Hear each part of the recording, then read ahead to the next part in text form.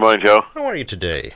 I'm doing fine. How about you? I'm doing okay. Good. Excellent. Nice to be getting slowly back to the new normal, as they say, with phase 2 now underway. Indeed, although I've got a lot of compliments when I'm having my mask on. People tell me it's a big improvement. It's like they tell me I have a perfect face for radio. We have to play on our strengths. Absolutely. I know that a lot of effort has been made here in Quincy to help restaurants. How's that going? It's going well. I know that one of my staff members was over to the rooftop at Albert after work yesterday, trying it out for the first time, and it seemed to be well received. I think we had about 25 restaurants yesterday that did something, and it'll continue to expand this week. And I think tomorrow night we close a portion of Cottage Ave down for some of the restaurants in that area to go outside and use the street. So we're doing everything we can to assist. We got a nice email from one of the restaurants who also owns a place in Boston and said there was no comparison. Quincy made it so easy and simple for them to navigate this and make it happen, whereas Boston was rather bureaucratic with their process. So glad to hear that. We're doing everything we can to assist. I mean, it's been a tough time for everybody, but certainly the restaurants have taken a beating. Oh, yeah, and thankfully the weather has cooperated so far for that. That's right. Yeah, That's right. Great to be outdoors. I know that also the tot lots are open again. Is that right? That's correct, yes. And the park department personnel will be doing periodic cleaning of the tot lots. But, yes, they are open, and which is a great thing because most of them are brand new. Yes. Most of them were just finished, and we had to close them down. So I'm sure that'll be well received by the families of our city. Sure. The numbers, I guess, here in Quincy and really across the state are trending in the right direction, I guess. Yeah, since Friday to late yesterday, we had 6 new cases, which is tremendous as far as the decrease in the increase. So that is good news. Are the testing sites, do you know, still open in Quincy? As far as I know, they are. Okay. Yeah. And any indication now as to when the second part of phase 2 will take place? Well, that's a good question, Joe. I mean, we monitor it with the state. There's so many different rules for different businesses, So I encourage them to get onto the state website and follow the guidelines, in particular to their profession. You can tell an awful lot of work and thought has gone into these guidelines, and we're doing the best we can to assist businesses get through it in so many different ways. In fact, I got a nice email yesterday from one of the recipients from our grant program, which was the CDBG and federal money. I think we put out about $2.5 million in grants to small businesses. I think 376 checks went out to different small businesses in our city. So we're doing everything we can. We've been creative, we've been innovative, as far as community goes, we've been the first out there in a lot of these wonderful programs, I think. So it's a good stuff. It's a good thing. We come together as a city in these times of challenges, whether you're a restaurant, an undertaker, a resident, or whatever it may be, a laborer. I think people have done very, very well. One, in being patient and following the guidelines, and two is assisting people where they see, where the need is, and that's the hallmark of this city, I think. People helping each other out all the time. Is the temporary homeless shelter still open? Do you know what the why? It is still open, and we're figuring out the plan for that to wind it down and get back to, as you said, the new normal, whatever that is. Right. Well, of course, this would have been graduation week in Quincy this week. That's right. Last night would have been Quincy High, and tonight would have been North. Oh. In fact, the Mark Carey, along with the school department, put together a nice video for each high school. So last night the video was on for Quincy High, and tonight video will be on for North. So it had the kids' speeches, it had every kid's picture, it had the choir. It was interesting how they did the choir and the band. They played from their own homes, but they put them all together on the screen. It was pretty fascinating. Yeah. Pretty well done. So, and that's obviously not in lieu of, but just to celebrate an additional piece of the celebration. These would have been the nights, as you know, we're going to July 24th and 25th for the live actual graduation. So right, and folks can watch that here at QATV and on our website also. So it'll be there for folks to access anytime. Of course. Do you know, will the band and choir perform at the actual ceremonies in July? That is probably doubtful. Yeah. Yeah, probably doubtful. They're still kind of going through and trying to figure everything out, as far as how the diploma's given out and so forth. Right. So, they've got a good team on it, a lot of smart people on it. Mm-hmm. They'll figure it out. Another big change, of course, is the Flag Day celebration that's going to look different this year, but something will happen.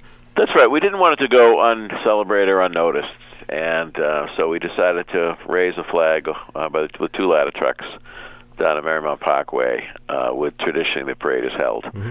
And we're inviting people between 1 and 3 to drive through either direction, beep, wave, show your colors, just to stay in the spirit. That's, as you know, that's a great night for our city. It's a great celebration. It's a great family night. And we didn't want to let it go by without some acknowledgement of Flag Day and the importance of that symbol to our country historically. Sure. So that the road will just remain open then, right? And folks are just encouraged to take that route? That's correct. Okay. Yep. I know a bunch of my nephews and nieces and all, we ordered a bunch of old-style Coke Club shirts they're going to be wearing. So. Oh, very good. in honor of their late grandfather. Yes. So, good stuff. Yeah, 1952, I think. Is that right, that your dad started it? Yeah, back at Kavanaugh Field in North Quincy, and then it was expanded. I think around 1960, it expanded to the stadium and became a citywide event. Thinking about the 70th anniversary for next year already? Of course we are. Something to look forward to. Next year's going to be a big year. We're going to have the General's Bridge celebration, the 70th of Flag Day. Hopefully we'll be back to full events all year long. Yeah. There's definitely a gap culturally this year where we lost the ability to put on some wonderful scheduled events we had planned for the Common, but had to follow the guidelines. And it's interesting, I was reading Quincy Historical Society. They send out their, I don't know if it's monthly or every couple of months, that issue, and they had a picture in there of a baseball game. Back in the influenza period, they actually wore masks for a couple of baseball games. Huh. The players, I never heard that or had seen that. Wow. So it's interesting to see. Quincy Historical Society, by the way, as you know, does a great job. So anyone out there that loves history, they should join. Yes, and there's a great book, a Quincy Book of Days that they published. So historical events dating back to the mid-1800s that they've put with some neat pictures in there, too. Yep, Ed Fitzgerald, Wayne Miller, they do good work. Yep. Jim, of course. Yep. He's the president. Ed's the director, and right. Wayne's been editing the publication. He's an author himself, so all good. Jim Edwards is an architect by trade, as you know, but he loves the city and he does a nice job with the Historical Society. Mayor, I know you attended the Peace Rally in Quincy a week ago this evening. What was your impression of that? Well, leading up to it, Joe, I had great concerns because we had an arrest an hour before. We had found piles of bricks and rocks at a couple of strategic locations. So we didn't know what we were in for. And I know that's, we planned for the worst and hoped for the best. And thankfully, and thank God it was a peaceful night. Everyone conducted themselves in a good way, respectful. We're concerned about the Common, the monuments. We're concerned about business. A lot of people opted to board up.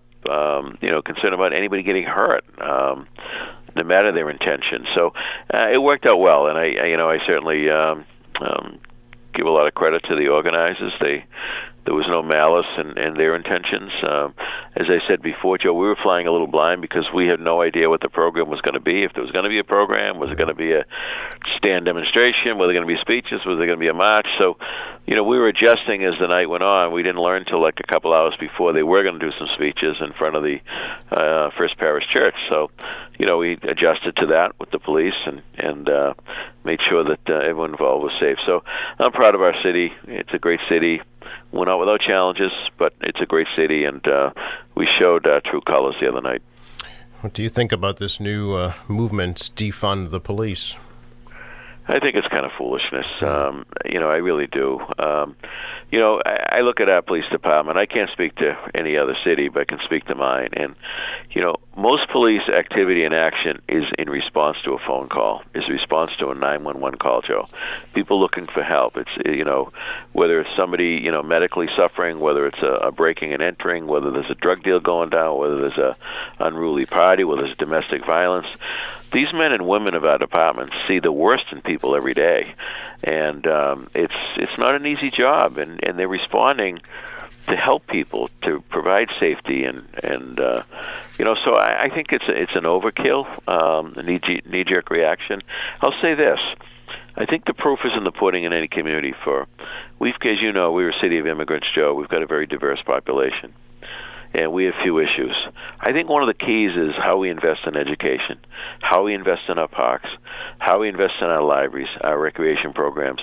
All those services that are offered to our families are remarkable here, and we're second to none for any community. So, it's one thing maybe in some of these cities where they're not adequately funding the schools. Maybe there's an argument there on shifting some funding. I don't know. I can't speak to them individually, but I know here in the city the school budget is very healthy. We invest a lot of resources, as we should, because they're the future citizens. And I've often said it, the great equalizer is the classroom. No matter what your background or what your home life is, you have an opportunity to succeed in that classroom. And I think we do it well here. So, I can't speak to the big cities, but I don't see any movement growing here to defund the Quincy Police Department. We've got a great department. They're very, very well trained, and I think they do a very nice job for us. Speaking of the schools, has there been any discussion yet about going back in the fall and what that might look like? Well, there's a lot of discussion, really, but at the end of the day, it's going to be the Department of Education that will make that decision. D.C. at the state level, and we're certainly preparing for all kinds of options, as we should. Mm-hmm. But I just think we should get back to school. I do think that the virtual learning was a great attempt to keep things going, but it's not. I don't think it works well. And I look back at when I was a kid, 5th, 6th, 7th grade, you think you're going to pay attention. It's hard enough in the classroom, at least for me. Never mind trying to do it at home. And then you're fighting with your siblings to try to get the computer time, and tough on the parents. And by the way, this disease has really not affected that population. Right. So I do think we need to get back. Of course, I will listen to the health experts and certainly defer to their judgment and recommendations, but I really believe we need to get back. And what we need to look at in the school system is, okay, those teachers, those staff members that work for us, those that may be susceptible, we got to figure something out along those lines. It's not so much the kids getting sick, but the kids can be carriers. So I think we got to look at all of that. And maybe the kids have to stay away from their grandparents for a while longer, make those kinds of adjustments. But to keep them out of school, I think does not make sense. Has there been any decision yet about summer recreational programs?